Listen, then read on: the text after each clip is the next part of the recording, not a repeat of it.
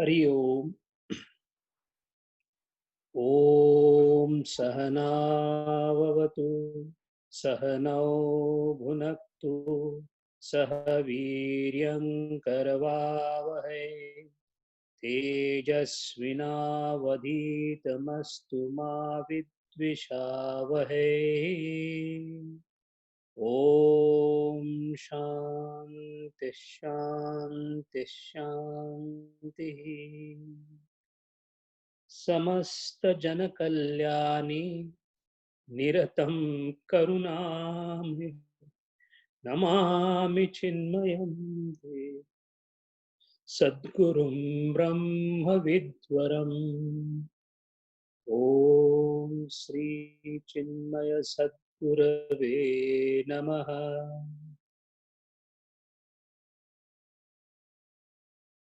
Hari Om. We are very close to understanding the four important terminologies in the process of reaching the stage of samadhi. Samadhi is a very loose word, invariably used to describe even the stages of reaching up to samadhi are included in samadhi in a loose parlance, in a loose way of using the word. However, in the stricter interpretation of Patanjali Maharaj Yoga Sutra, we intend to classify these stages as prior stages of samadhi.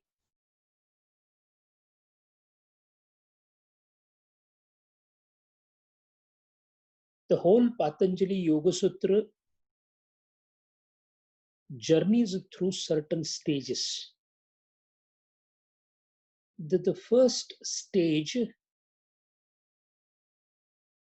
which comprises major part of Ashtanga or the 8 steps, up to the Dhyanam, is an attempt to dissociate ourselves from the outer world that we are constantly engaged in. The outer world is engaged both when we are awake, alert, with open eyes, and also we are engaged into it when we are so-called cut off simply because we are sitting at one place and closing our eyes. Doesn't mean the world is shut off or cut off from us.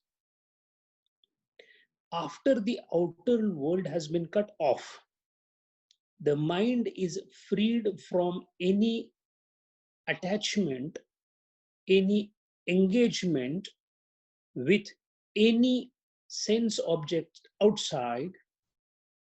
The mind is no more getting projected outside. That mind is a fit mind for journey inside.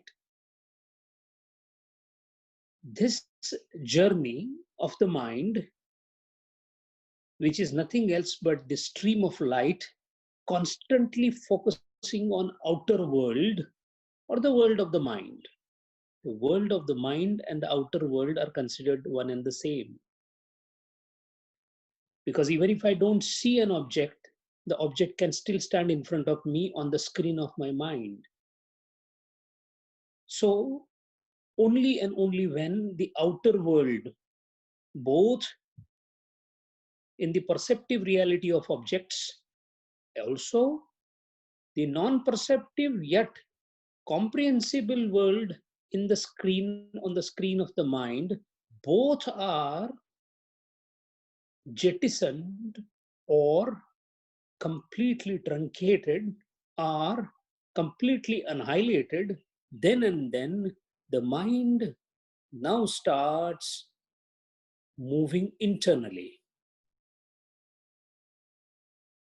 Such a mind which has stopped its bifurcations and trifurcations of the energy focusing on outer object now becomes a single stream of light, a single stream of powerful cognition, which is voluntarily now directed inside and such an inward movement of the mind which is directed inward with a completely singularized stream of consciousness is the instrument that is used by a yogi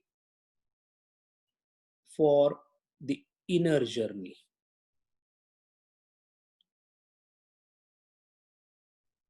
In the inner journey, since the yogi is cut off from the outer world, the first thing that he does is he uses this consciousness. Now, this consciousness henceforth is going to be called as prajna because it is a specialized higher consciousness.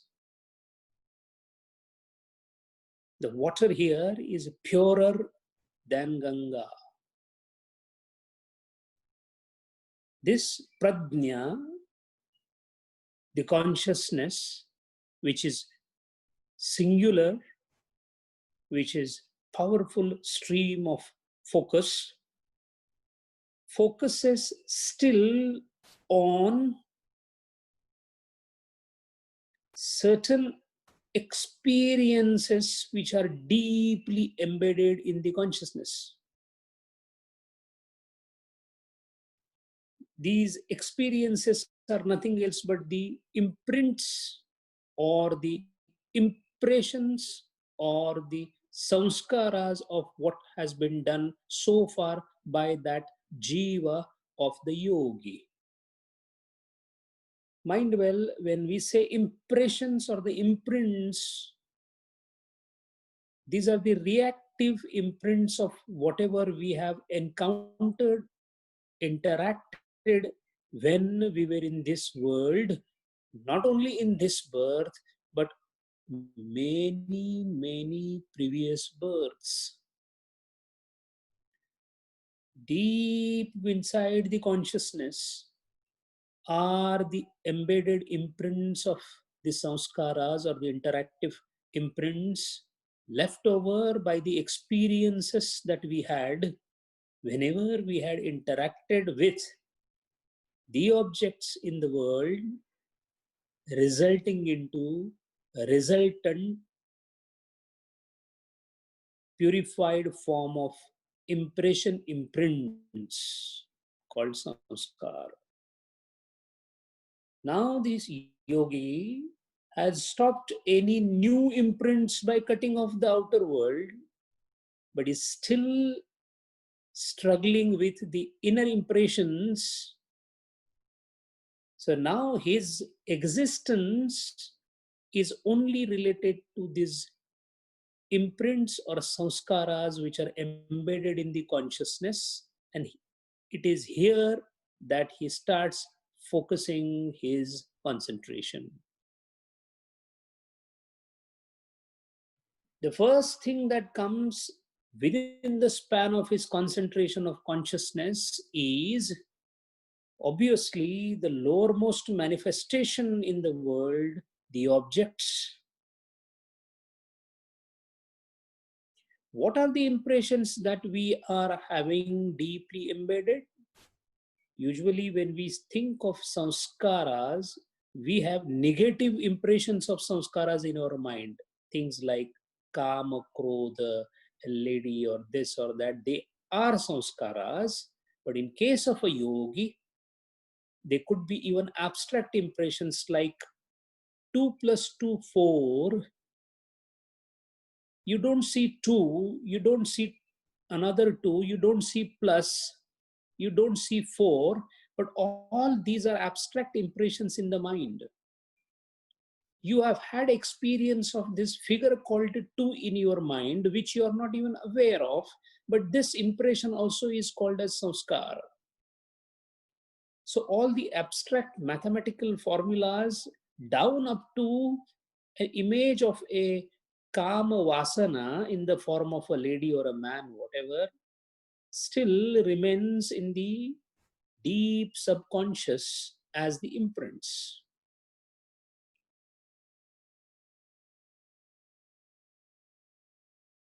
Amongst these impressions, The grosser impressions of the objects are the first to strike us. Even today, when we close our eyes and tries to think, the first thing that comes in front of your eyes is the objects around. You may see the face of your wife, your child, your car, your office, your senior, your superior, the tree. Objects come in front of us because that is our first level of impression. Incidentally, it is the lowermost manifestation of the Panchamahabhutas in the Sankhya Tattva Jnana. We saw that everything is created, the creation. I'm not talking of Jiva or Ishvara. Other than Jiva and Ishvara, the creation of these inanimate things and things around us are the expressions of the Tamo Guna through the Panchikarana. We have seen that in detail earlier. Now we are going to utilize it. That being the first level of impression of objects. Now those objects start coming in front of us. So yogi holds on to that object first. So any one object is taken, and instead of wandering, letting the mind wander, he proposes to the mind an object of his choice, which is his Ishta object, usually being the figurative impression of the higher power or the Deva Devata. So he tries to take this figurative impression as the Murti or the image of God. Because he is pure and sattvic now by nature, otherwise he wouldn't have reached to the stage that we are describing. His mind does not gravitate to some erroneous and wrong imagery of the mind, because a person who is a drunkard also imagines the liquor in front of him, alcohol in front of him, because that is the object of his choice, because he is tamoguni. Yogi being sattvaguni, his choice of object befalls upon the image of God. So once such an object is taken for concentration, that stream of prajna, then the transference of consciousness into that object slowly leads to a stage where the object unfolds itself in its real content or real constituents. As a result, when you enter into an object, when you taste a morsel of a cooked rice, immediately your mind is able to imagine the taste of the whole rice.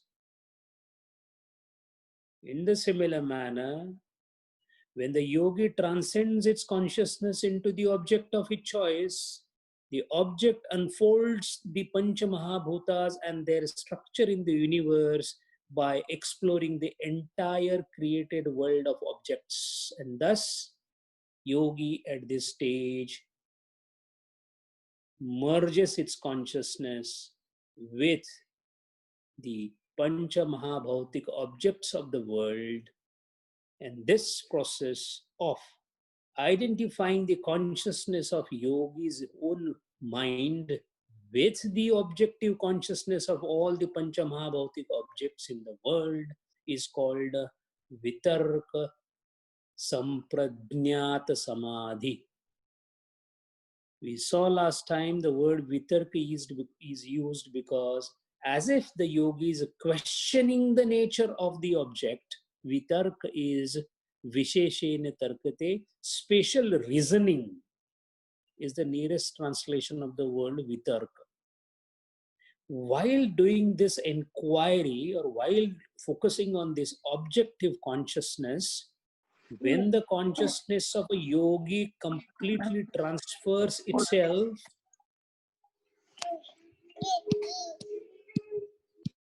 when the consciousness of the yogi completely transfers itself into the object, at that point of last point, when the transference is complete, the objective world of the universe is explored and put in front of him. So he becomes aware or master of all the manifested objects in the world. But in the beginning, he is aware of he being aware of the manifestation. As the transference starts becoming complete and complete, his individuality gets slowly lost in the objective consciousness. And when his process of transference is complete, his individuality is completely merged with the object. He becomes one with the object. He becomes the object, or the object becomes the subject. Subject object differentiation is lost. That is the point of time when he cannot be aware of the time and the space. So it can be safely concluded that the yogi has transcended space and time. When he transcends the space and time, the same samprajnat samadhi is called nirvitarka samprajnat samadhi.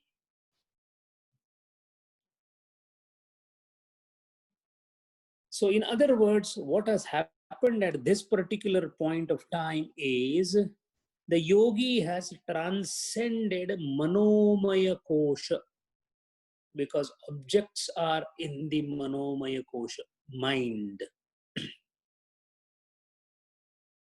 In a corollary form, we can say that the yogi was concentrating on mind, because mind is the one which gives the awareness of the object. So although in a cruder language he was focusing on the object, in a finer language he was focusing on his mind, because the idea of object itself emanates in the mind where he was focusing. So the manomaya kosha bears open in front of him. When the manomaya kosha,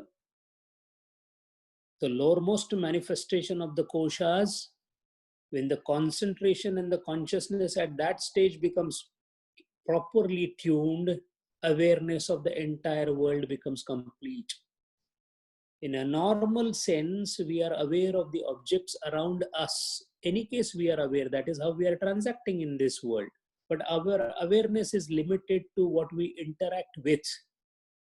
So our awareness is limited by the space and time in which we work. My office, my home, my sphere of my five senses restricts me in the palpation of the consciousness, the feeling of the consciousness.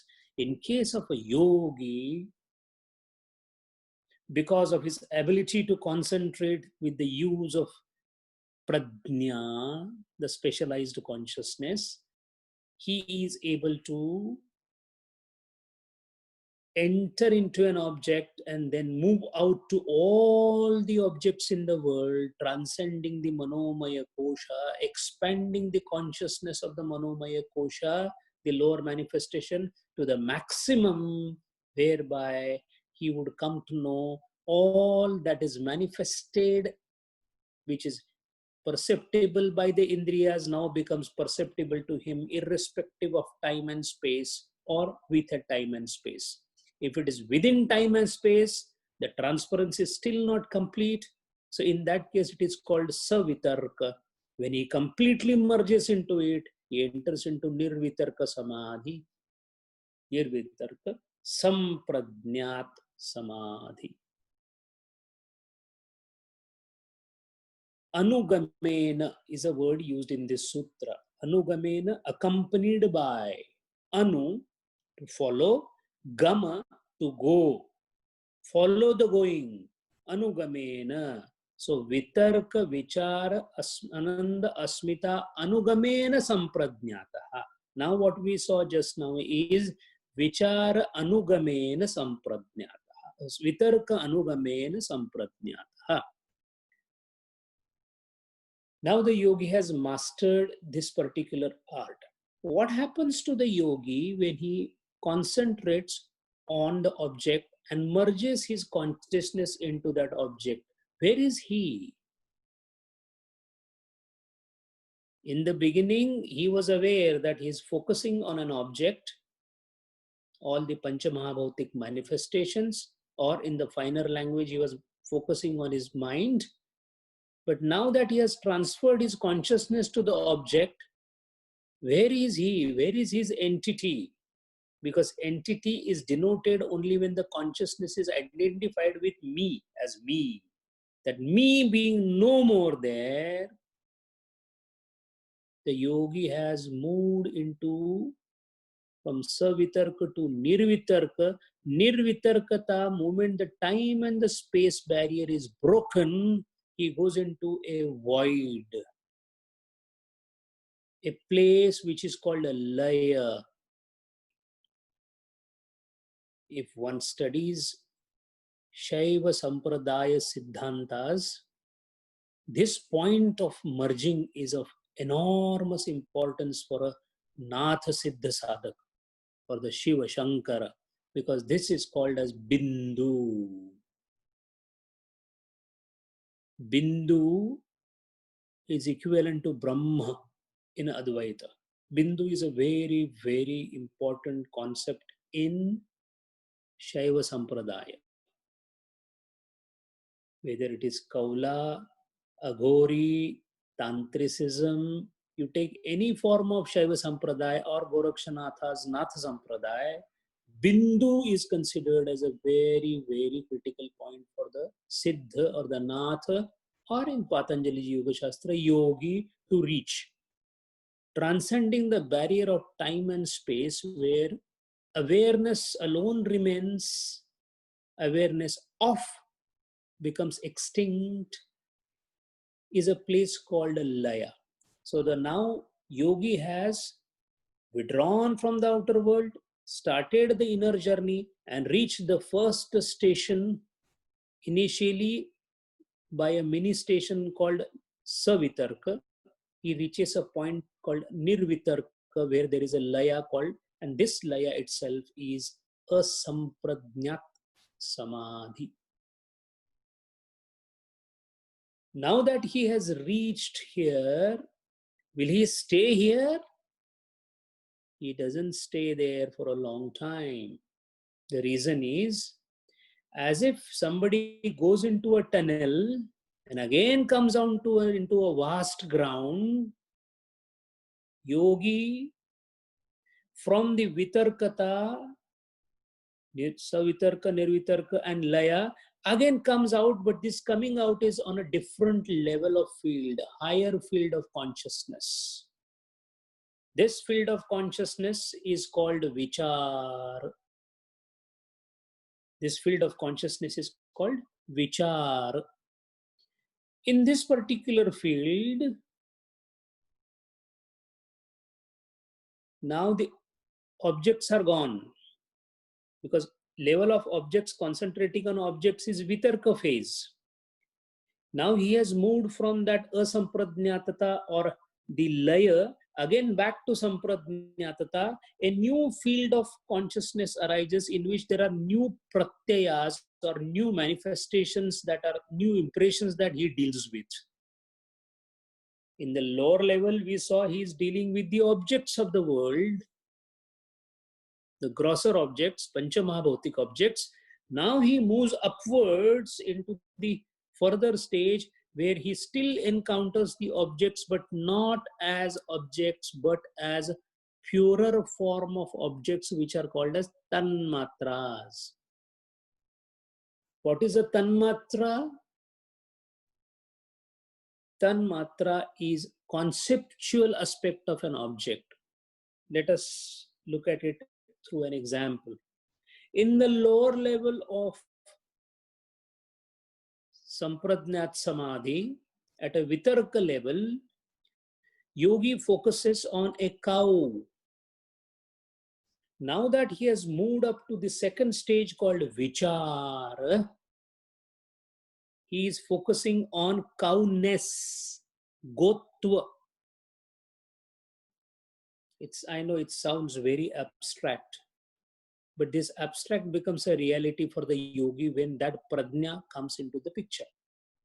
For us, it may sound abstract, but it is not abstract, because as per the cosmology of Sankhya, we already saw, it is the purer, non-perceptible not easily tangible by senses. The purer aspect of everything is called tanmatra. Those tanmatras are the precursors of the grosser tanmatras or the panchamahabhutas or the objects that we see. This deha is comprised of 5 tattvas, we know. Those 5 tattvas are felt when I touch it. But these tattvas, before expressing, they are in the seed form, which cannot be comprehended through the senses, which are in purer forms called tanmatra. Those tanmatras are the focus of the concentration now. Let us see an analogy to make it further clear. When the fog is not there and somebody has moved up in the air and is trying to see the city down below, he would see lot of, in the night, he would see lot of lights. He's at a lower level, although he's up from the city, he's in the air, but still he's able to see the lights at different places. And each individual light he's able to define clearly. He can see that these are the light bulbs. Now that he has moved, this is a Vitarka stage. Now he has moved little further upwards. The consciousness is becoming purer. The distance with the objects is now becoming farther and farther from the city. Now he again sees those lights, but as only twinkling points. When you land down, we all must have observed this, that it looks like points of illumination. This is precisely what happens when tanmatras are seen during this phase of consciousness called prajna, being focused on tanmatras. In a Advaitic manner, this is called focusing on Vijnanamaya Kosha. Vitarka Samadhi, Manomaya Kosha. Then we are going Vichara Samadhi, Vijnanamaya Kosha. Again here, on the tanmatras, when he starts focusing, he starts transferring his consciousness there to these tanmatras. Same process happens, consciousness starts moving from himself to these tanmatras.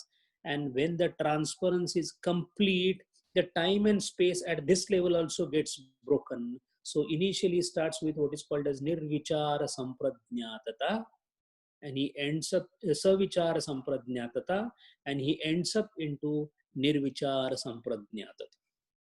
The level has moved up of the consciousness. The yogi has started floating first above the city. At the lowermost level of Manomaya Kosha, he saw all the lights of the city, each object in clarified form. Then he moved into a stage of asampradnyatata, a tunnel, which was a layer, which was a bindu, where he was not aware, only to emerge at a little upper level again, and again the impressions come back, but now they are into the twinkling twilight form, where it is called as nirvichar and savichar and nirvichara sampradnyatata. The journey is still not complete. It is an occult journey.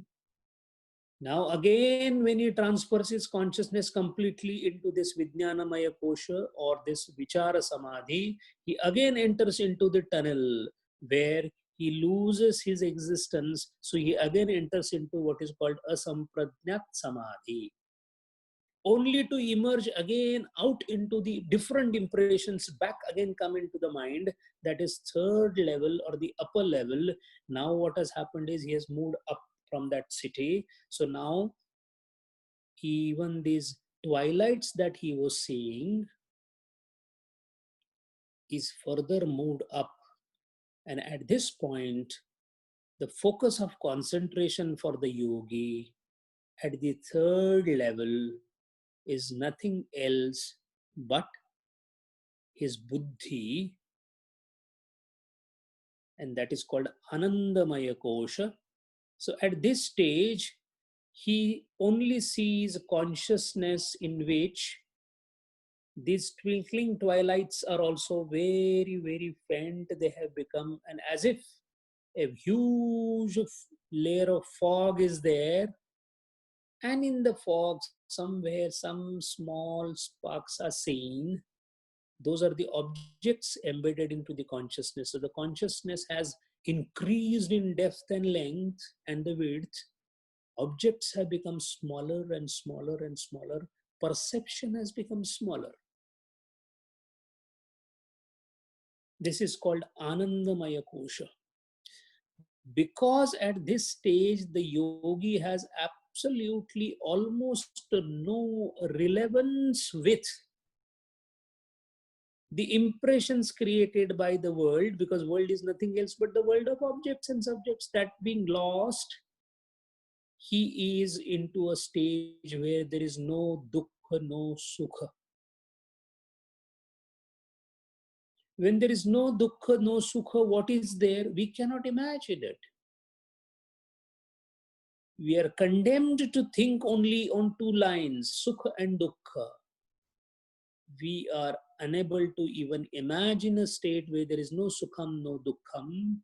At this stage, third stage of what is called as the Sananda Sampradnyat Samadhi.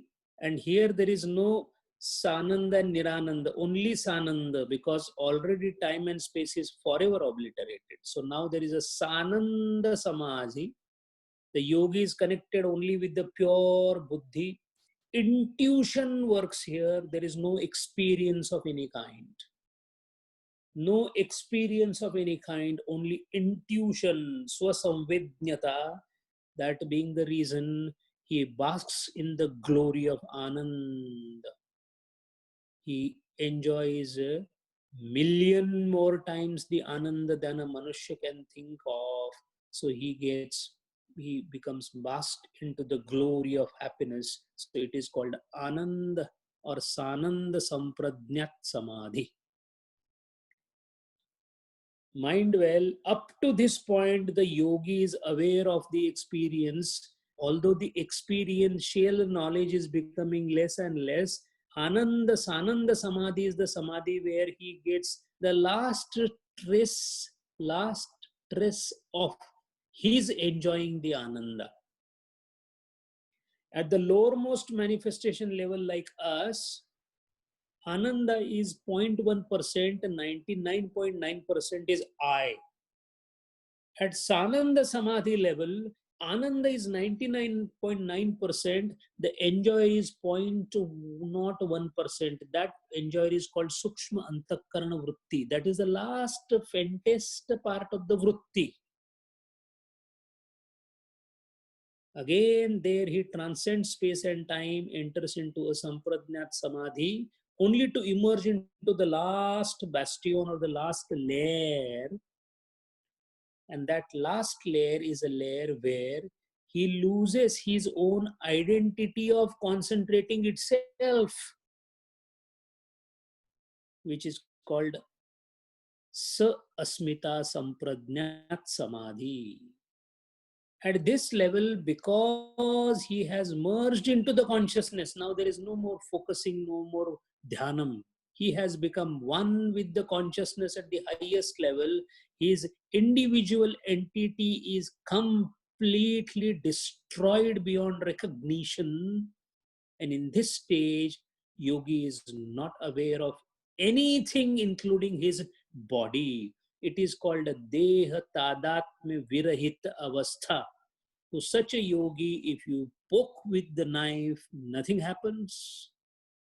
If you beat him, nothing happens. If you throw him in the water, nothing happens, because there is no one present in that body to have experiential knowledge. These are 4 stages of what is called as Sampradnyat Samadhi, graduating from Manomaya Kosha, going to Vijnanamaya Kosha, moving forward to Anandamaya Kosha, and the last stage is Pre-Atma, just before the Purusha appearance.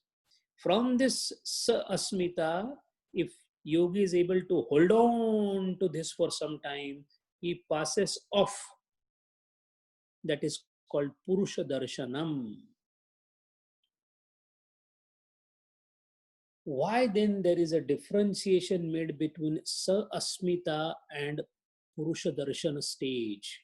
The reason is the four levels that we talked about, there is a possibility of one falling back. How high the kite will go depends on the wind, sir. Similarly, how up and upwards would yogi go and remain depends on the abhyas. How much time is required to achieve these four stage and then transcending the fourth stage and going to the darshanam of Purusha? Maybe couple of births, sir, or maybe couple of years for a person of Guru Deva's stature. It all depends upon the previous practice of previous births. It is not an overnight phenomenon. It is guna pariposha. If sattva guna has been cultivated over and over a period of time and is utilized under the able guidance, this is where the Guru Tattva becomes, Sadguru becomes important. Howsoever individually a yogi may try, howsoever, he will not be able to transcend these four stages on his own unless the compassionate Guru precisely advises the yogi how to move forward and hold on to each stage. He may do so by just touching the body of his shishya or uttering some words in his ear or by touching the body of any body part or by instructing him orally or by saying tat tvam asi in his ear, and that is enough. The beauty is in Sampradnyat Samadhi, the movement from one layer to the other layer to the third layer to the fourth layer, which is not a vertical movement, but it is like a concentric circle on the water. The wave dissipating outside and again coming towards the center. Coming towards the center is laya, going away from the center is pratyaya. Now, the word pratyaya is very important. It is the pratyaya means it is the world of impressions or sanskar. The deep subconscious sanskaras, which even we are not aware because we are so much embedded in the conscious sanskaras that we have never thought of peeping inside our mind to see how much garbage of sanskaras we are carrying with us. And mind, well, good and bad both have same meanings here. I want to pray to the God is a impression or a sanskar. It is a kalpana, ideation. That is also a sanskar to be removed. The highest stage of consciousness anticipates that you even lay off your identity as bhakta, your identity as a jnani, your identity as a yogi, your identity as a karma yogi, because identity loss, this is precisely Bhedanasha, Dvaitanasha.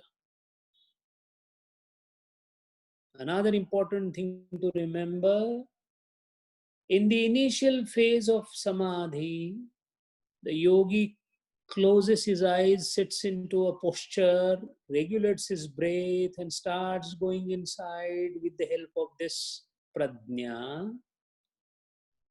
However, it does not mean that he loses the knowledge of the lower level. He merely transcends it. That is why if the yogi moves higher and higher in his effort to reach to Purusha, he becomes more and more aware of the creation. So that is why a Kaivalya Jnani, the last phase attained yogi, still remains in the world, interacts in the world, eats his food. He doesn't forget to eat his food. The only difference that has come over in him is he now looks towards the world in a different manner. And a different manner means his perspective of the world changes. Simultaneously, he is aware of a woman and a man walking towards him. At the same time, he is able to conceive the concept that consciousness is walking towards him. We cannot entertain two concepts at one time in our mind because ours is a lower mind. A yogi's mind is able to conceive simultaneously the entirety of the world, all the objects, objects in the objectified form and objects in the consciousness form.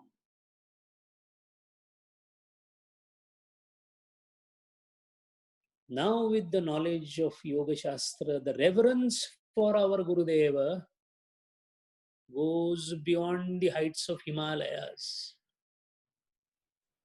There he was, much, much beyond the comprehension of our mind.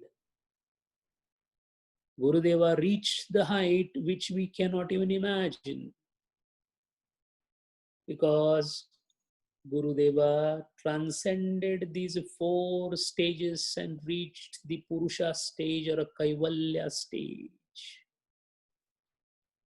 At that stage, everything being consciousness, sarvatram ekatvam anupashyati,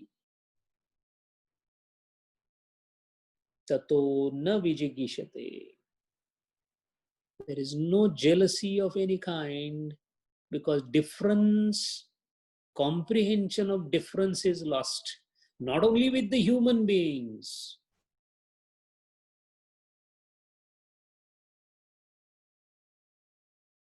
Somebody walking on the grass creates pain in the heart of a yogi because he identifies himself with the grass. This happened with Ramakrishna Paramahamsa and Vivekananda both. Their ability to concentrate is developed to such an high extent that any object, if they decide to just focus, Ramakrishna Paramahamsa was a past master of concentration. Even while traveling in a horse cart, he looked at a place where some people were drinking. It was a den where the alcohol was served. Alcohol as an object was enough to throw himself into the higher realm of consciousness. This is called Siddha, Sahaja Siddha Samadhi.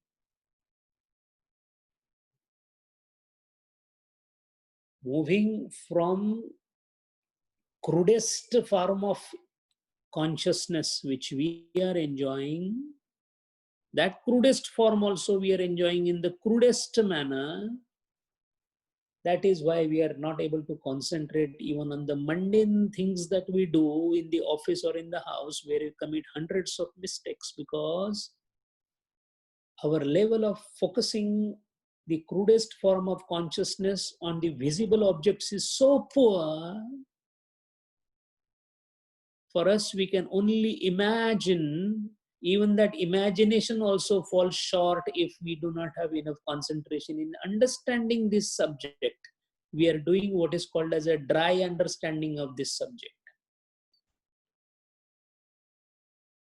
Now that we have described the four stages, Vitarka, Vichara, Ananda, Asmita, it is not difficult for alert listener to comprehend the fact that as you go higher and higher up, your own individuality becomes less and less.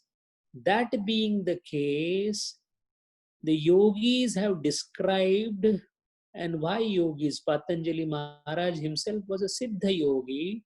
When he wrote these sutras, he has written it out of his own experience, and out of his own experience, the explanations and the experiences could be written up to a certain stage because it becomes difficult and difficult and difficult as one moves up. That is why Vitarka Samadhi has been perhaps elaborated quite a bit. Vichara Samadhi, little less than that. Ananda Samadhi, further less than that. Asmita Sampradnyatata, almost only the traces are given. And beyond that, nothing can be said because somebody who has experienced this cannot come back with that experience down again. It is like a person saying that, where did you go? He can only say, I went into the tunnel. But in tunnel, where did you go? He will say, I don't know. Somebody who has merged with the light, he cannot say, where did he go? As long as you are illuminated by the light, you can say, I am here. Perhaps a better analogy of understanding Sampradnyat Samadhi is, it can be compared to a torch of light in a dark room. The consciousness collected in the form of prajna is the torch that the yogi carries into the deeper recesses or the darkness of the mind. And when he throws the light, only when an object comes into the stream of that light, the object gets illuminated. So the first object to get illuminated is the Pancha Mahabhautik object, which that is why in the first level he sees Vitarka Samadhi. But in Vitarka moment, he transcends the space and time and becomes Nirvitarka. The light remains, but there is no object in the stream of that light. That is a phase of Laya or Bindu or Megha or Asampradnyatata. Again, he moves his torch of light little upwards. He sees another object that is called Vichara Samadhi. Again, while focusing there, he loses time and space. Again, the object vanishes. He enters into objectless state, awareness pure, which is Laya, Bindu, Asampradnyatata. Moves upwards, the light of focus of light goes still upwards. Now he's able to see Ananda as an object because he's focusing on Shuddha Buddhi, where only intuition is the thing that is available. Experience wise, he's experiencing Ananda, and moment the time and space is again transcended there. Again, there is no object. He moves his torch for the final time upwards towards the ceiling, and he sees himself there as Ahankara, or his last bastion of his own existence.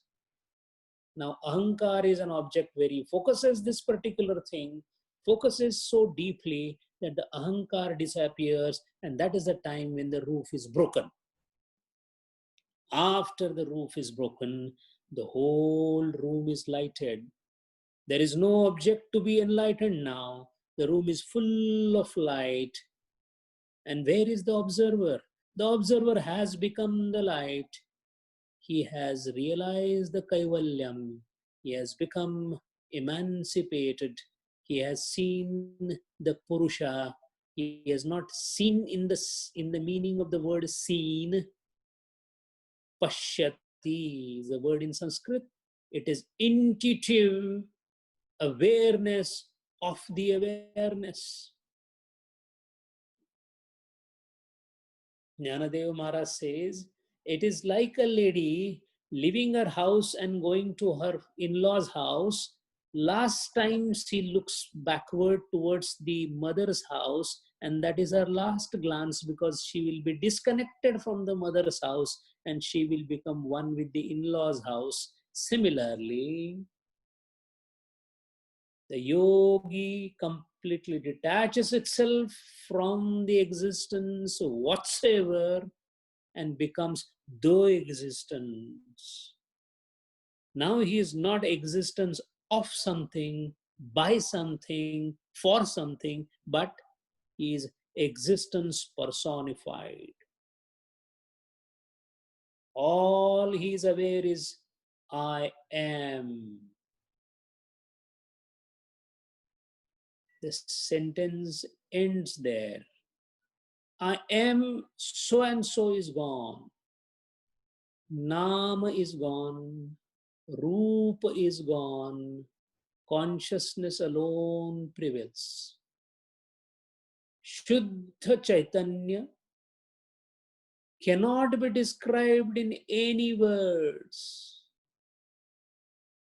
To an extent, when Gurudeva says, I am not even consciousness that you think of. Because consciousness is a word appropriated by you for that state which you do not know.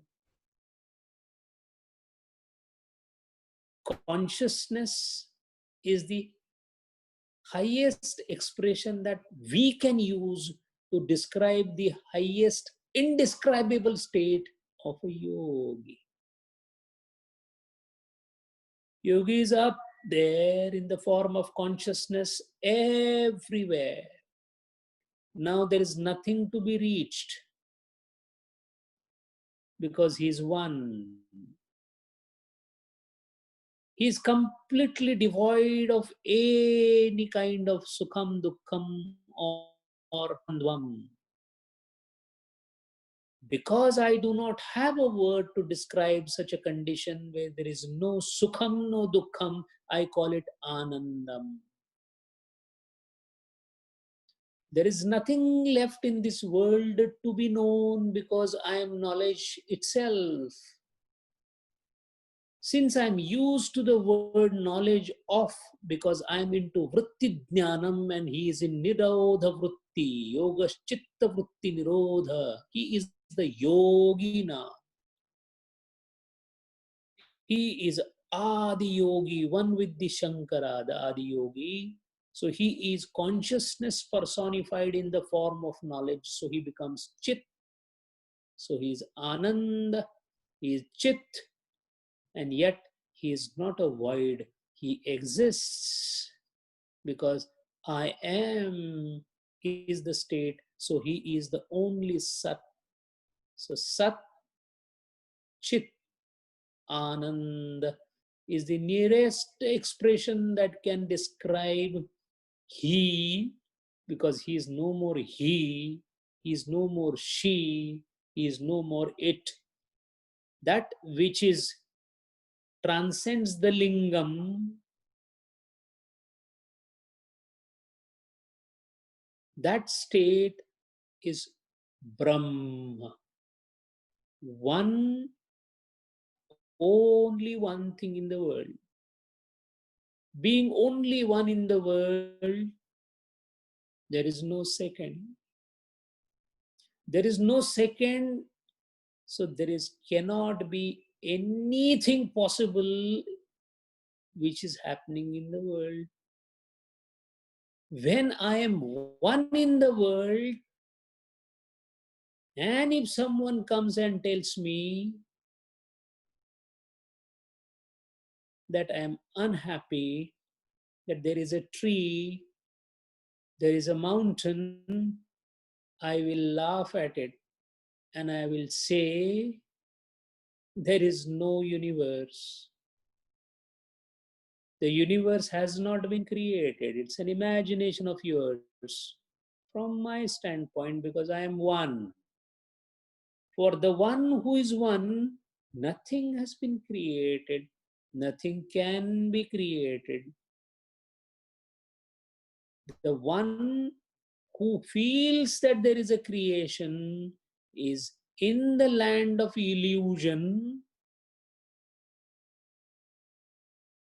till the illusion persists, but I deny even the creation of illusion. One embedded in the illusion or Maya may say that there is a creation. The magician is the only one. In the illusion that is created, the participants of illusion are saying that the illusion is existing. Neither the illusion existed, nor the participants of illusion existed, because both of them do not have existence. They are mithya. So Maya is mithya. That is that is the comprehension of the entire existence perceived intuitively at that level. And that is why all the qualities that are ascribed to that state are the qualities for understanding purpose, because going to unknown with the help of known is the sadhana. That is why for the illusory demon to be killed, an illusory sword has to be taken into the hand, and that illusory sword is sadhana to go to this illusory goal of becoming a sadhaka and attain the mukti, because there is no sadhana, there is no sadhaka, there is no mukti from the standpoint of me as a yogi who has become arudha on the stage of the glimpse of Purusha, because I am into Kevalya Jnana. I am a Kevali. Kevali means the only. Kaivalya, the onlyness. I am the onlyness personified. I am the Brahman. I believe the 4 stages of Sampradnyat Samadhi, we have tried to create the ground for the understanding. We have directly done ascent on these 4. It might take some time to sink into the concepts. Abstractness of the concept is simply because our inability to express and comprehend these stages. But mind well, the stages through which the yogi is going, every other marg also goes through the same stages. Perhaps the methodology is different. A bhakta, when he's thinking, when Meera was thinking of Lord Krishna, she almost went, not almost, she also went through all these stages. But throughout the stages, she was neither bothered about whether it is Sampradnyat or Asampradnyat. All she was bothered was transferring myself into Krishna. Every time she was breaking the outer barriers of her expansion of her consciousness, till the point when she became one with Krishna, that is Purusha Darshanam, she became a Kaivalya Jnani from the yogi's point of view. She became a true bhakta from the Bhakti Shastra point of view. She became a Jnani from the Jnana Yoga point of view. And she became a Karma Yogi for excellence from the Karma Yoga point of view. That is why once you get into this stage, what is called as the Purusha or the Kaivalya, then when you look back towards the creation, so-called illusory, knowing fully well that this is illusion, when you look and start working in that illusion so that those who are under illusion can come out of it, at that point of time, you again become a devotee of that power which has created this illusion. So that is called Jnanottara Bhakti.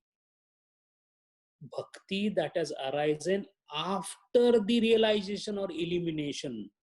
Prior to that is called Jnana Purva Bhakti, which is a subject of Bhakti Shastra, bigger Shastra. So that is a separate science. Hopefully we have completed this particular mantra for the understanding part. Next time we'll try to see what Vivekananda has commented on that stage, because now we are competent to understand Vivekananda Maharaj's interpretation of this particular sutra. till then we will not be. Vivekananda's Raja Yoga is a very difficult book to understand. It cannot be understood by just reading it once. For that, you require enormous amount of background preparation, which hopefully, with the help of Gurudeva, to a good extent we have done. It will become easier for us to comprehend now what Swami Vivekananda is trying to say on this. Of course, what is said by Vyasa Bhashya, what is said by Vijnana Bhikshu, what is said by Raja Martanda Vritti, that is another part. We can perhaps just have a glimpse of that because that is further into the depths, but at least a grosser aspect or idea of this stage we have come.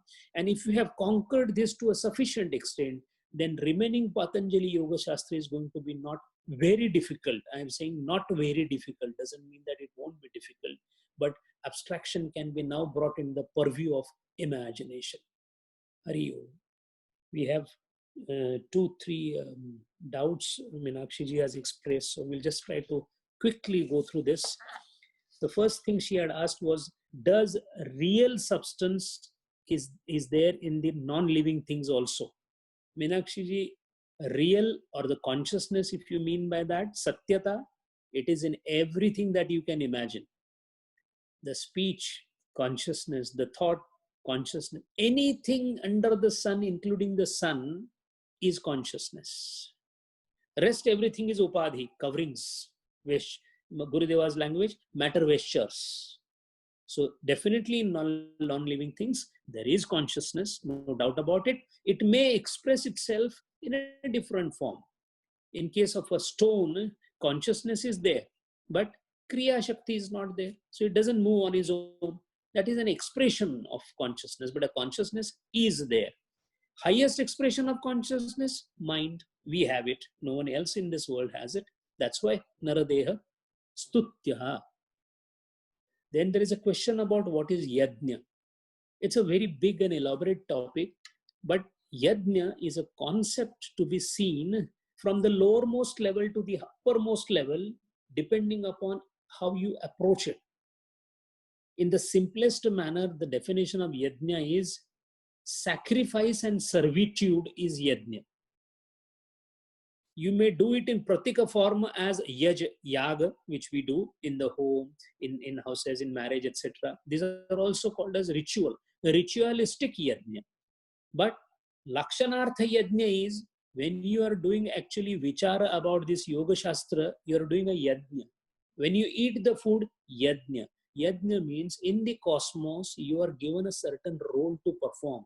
When you perform your role into this Vishwa, as told to you by the Lord, then it is called Yajna. Other than that, what you do is, it is Yajna Tyaga. Yajna Tyaga is Papa. Speak truth. That is the role given by the Ruta, cosmic rule. We don't do that. If you do that, then you are doing a Vag Yajna. Mahatma Gandhi did Vag Yajna. Gurudeva did Vag Yajna. That is why Vag Yajna, then naturally the speech has the value.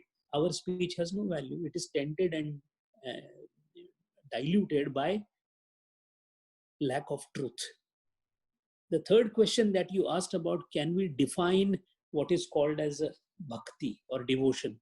That is a very big topic. It is called Bhakti Shastra.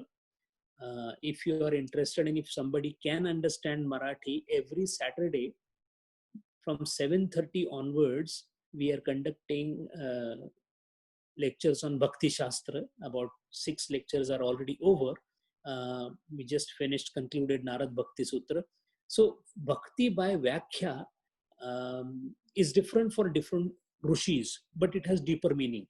From the Parashara Rishi, if you look at the son of Vyasa, Puja Dishu Anuraga iti Parashariyaha. He says, worship and Anuraga, deep love for the worship, is Bhakti. Now worship every day we are doing. That worship he is not pointing out. Worship where you get completely lost into that worship. Again, we come back to the same concept of what we saw just now. Dissolving your consciousness through an act of worship is called Bhakti. Atmarati avirodhena iti Shandilyaha. Shandilya Rishi has defined Bhakti as Chitta Vritti Dwara Atmarati apratisiddha vichara prakriya. Again, focusing your mind completely into the deity that we have in front of you. Narada Muni has defined bhakti in a little different way. Tad arpita akhil acharata vismarane parama vakulatarati. He is having Gopika in front of him. Moment you are not remembering the God, you feel as if somebody has thrown you into burning embers. Imagine that pain. If that pain, if you get when you forget Vithala or Narayana, that is bhakti. Vismarane parama vakulatarati. So devotion is defined in different ways. So bhakti, and this bhakti also, like what we saw here, the bhakti also is called Gaudi Bhakti and Para Bhakti. Like we have Apara Vairagya and Para Vairagya. In Para Bhakti, like Chaitanya Mahaprabhu was in Para Bhakti so much that he could not do anything in his life. Imagine. Even he could not write. He has only written one particular mantra. It is called Shiksha Ashtakam. There are eight stanzas. Other than that, he could not write anything because he was not in a position to write. Even food also, people had to, his shishas had to feed him because he was constantly absorbed into Mahabhava. It is called Mahabhava. There are deeper aspects of bhakti, the science and the anga angi sambandha of bhakti, etc., which is now discussed in Bhakti Shastra, which I'm doing on Saturday. If Marathi is the communication language there, if you can understand, you're most welcome to join there. Hari Om. Om Purnamadah Purnamidam Purnat Purnam Udachyate Purnasya Purnamadaya Purnameva Vashishyate Yogena Chittasya Padena Vacham Malam Sharirasya Cha Vaidyakena Yopakarottam Pravaram Muninam Patanjali Pranjalina Natosmi. Om Shanti Shanti Shanti. Hari Om Shri Gurubhyo Namaha. Hari Om.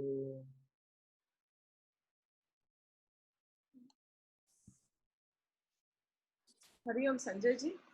Hari Om. Sanjay ji, so you explain yajna. Now this is coming from Swami Krishnananda's. So he's mentioned that we have three responsibilities. So yajna, dan, and tapas. So dan is our responsibility towards others. Tapas is our responsibility towards ourselves. Yajna, he's saying, our responsibility towards the cosmos. So this the definition that you gave is not. It's more karma related, right? It's not. I mean, I don't understand what is the responsibility towards what is yajna towards God, towards what See, Yajna, the Krishnananda Maharaj has given that particular explanation from the esoteric point of view, which is the highest standpoint.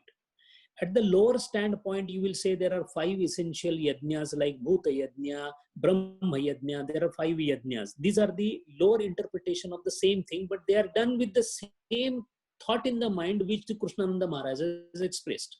When we say yajna, there is something for me, there is something for somebody else. As long as I'm in Dvaita, as long as I consider this as a creation, I already know that I am, I already know they are, that means the objects and the subjects. So myself, objects and the subjects. So something I have to do for myself, something I have to do for the others, and something I have to do for the connecting link between the two.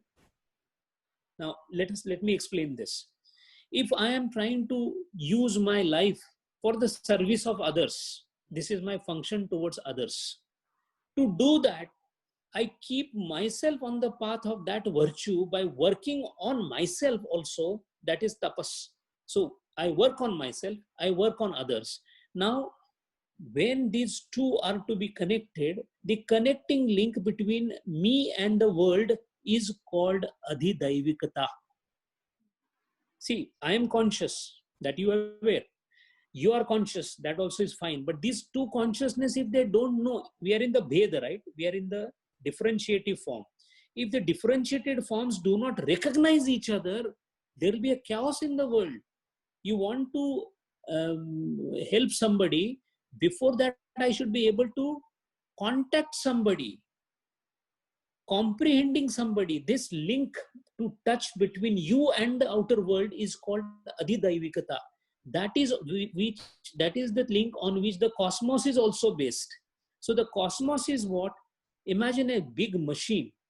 Each part is working for itself, and actually it is working for the next part. And in a larger canvas, it is working for the whole machine. So the screw is working for itself, so it is moving like this. By its movement, it is giving movement to the next person or the next part of the machine. So it is also transferring. And by doing that, it is also minusculely contributing to the entire working of the machine.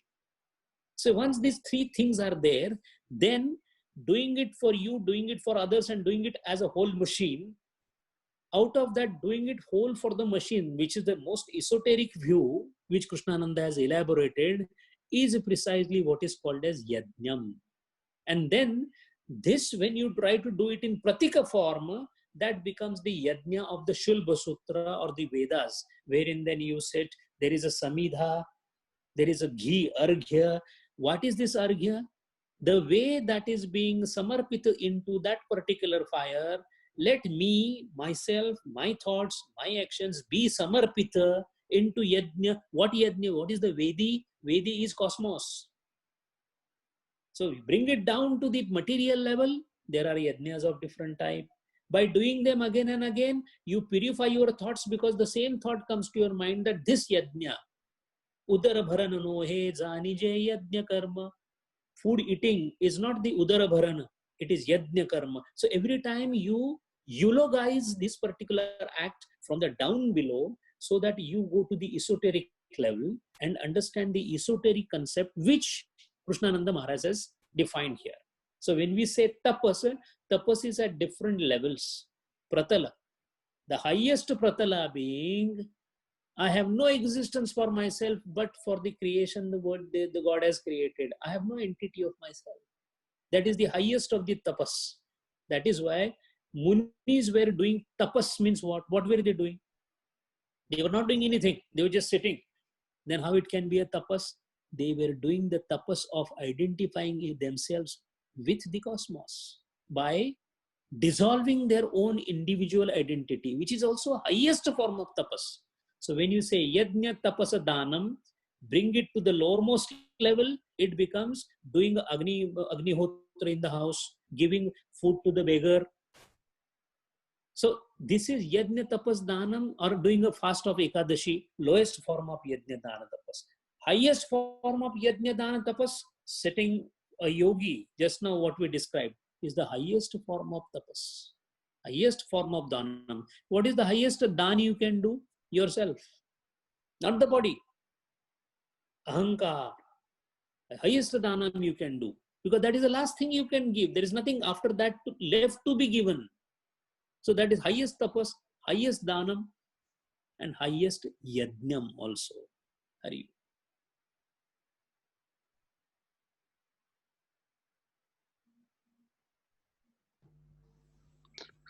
Hari Om, Sanjay ji. Hari.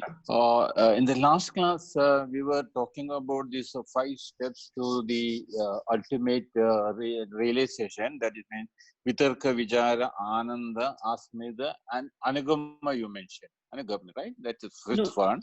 Anugama is not fifth stage. Anugama is going with. So going with Vitarka, going with Vichara, going with Ananda, going with Asmita is Sampradnyatata. Anugama is an anvaya, connecting thing. Anugama is not a stage. Anugama is to go. So the fifth one is the Purusha Darshan. That is not a fifth stage at stage, because there is not a stage. It is Kaivalyam. Stages are 4. Vitarka, Vichara, Ananda, Asmita. After that, there is no stage, because you are Purusha. Okay. Technically, you may say it is a 5th stage. In fact, these 4 also are not stages. This is a functional classification, not structural classification. This is an avastha, going up and up, going up and up. So you cannot say even it's not a water compartment. because Okay. you may go up to vichara, come back again into vitarka, and then back into this world. This keeps happening. This is called skhalana, coming down. That's why Vivekananda was insisting, Ramakrishna, please keep me in samadhi, don't bring me down.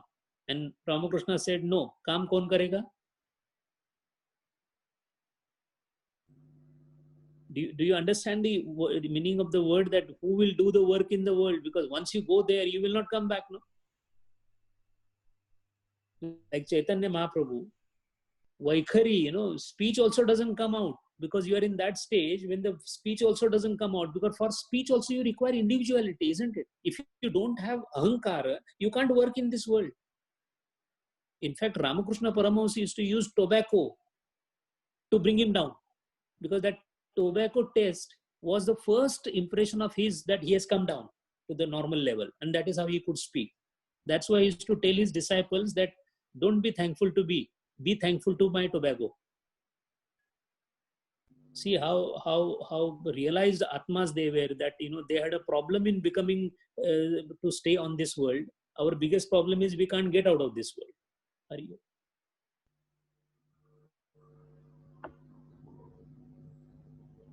Sanjay ji, just quick question.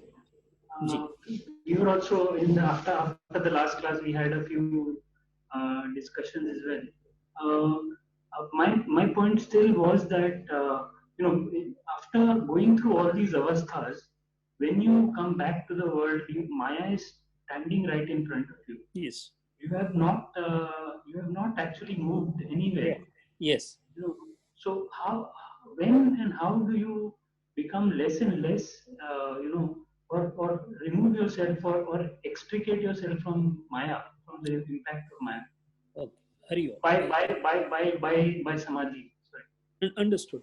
The best analogy for this is, let us take example of about 5 different small children are playing with each other. Now that playing of theirs is a true thing, isn't it? They are playing with complete intent. They do not even think that they are playing something wrong. They consider everything real. They cook food, the imaginary food they eat. They are already into it. Now imagine one of the boy from those 5 boys grew and become an adult. Now what has happened? When he grew and become an adult, other 4 are still children. So he will be able to understand, what they are doing is basically a childish thing. He will not deny that the children he will not kill the children, or he will not beat the children. What he will say, they do not know. They are into that, their imaginary world. So now suppose he comes back into the world. Is it difficult for him? Not at all. What he will do? He will deliberately become a child and sit there, and he will also become a part of it and start playing it. While playing, he knows that he is not the child. He is playing like a child.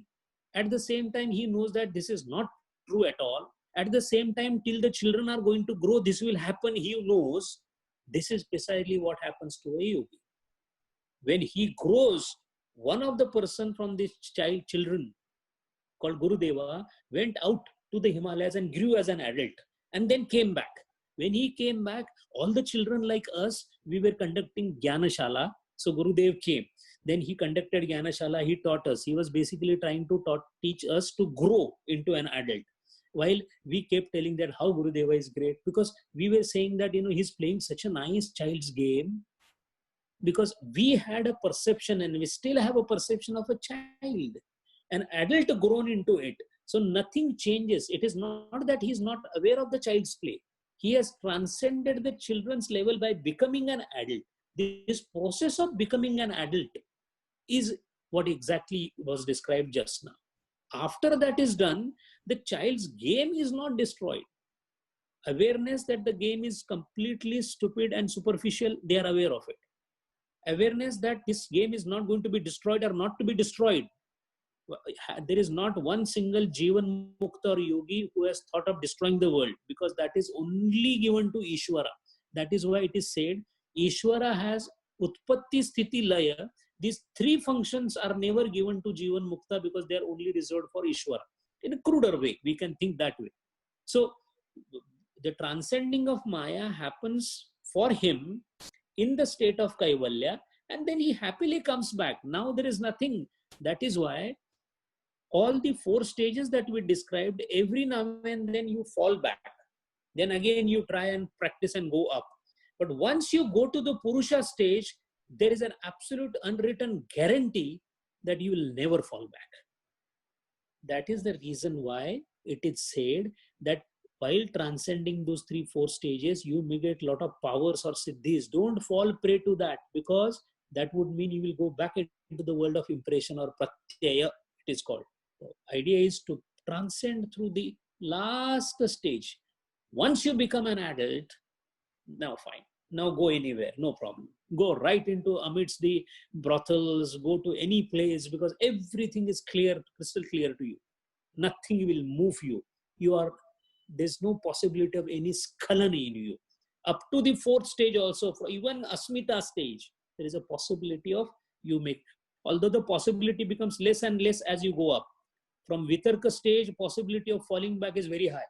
Vichar, still less. Ananda, still less. Asmita, very, very less. And people who are into this particular thing, Asmita, these are devas. There is Sadhya Mukti and Krama Mukti.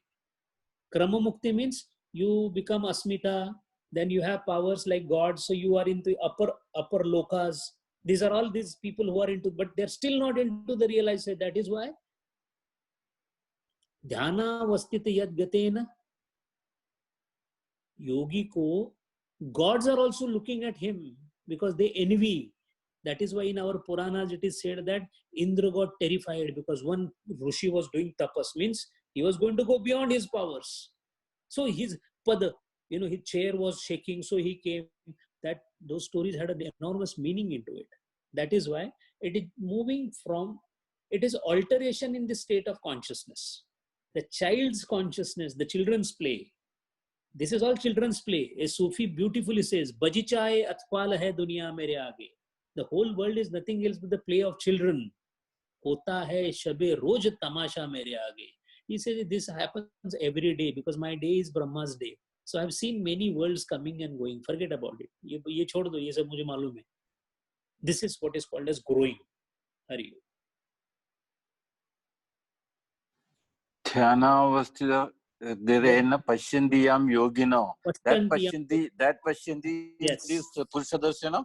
Yes. All right, okay. So when we chant, we don't realize all those meanings really. Yes. Now you're coming to know. Yeah. Correct. Hari Om, thank you. And remember, the word is Pashyanti, not Drushyati. Pashyandiyam Yogino. Not Drushyati. Drushyati is to see. Pashyanti is to see with Jnana Chakshu. Yes. Yeah, Pashyandi is the difference. Okay. Hari Om.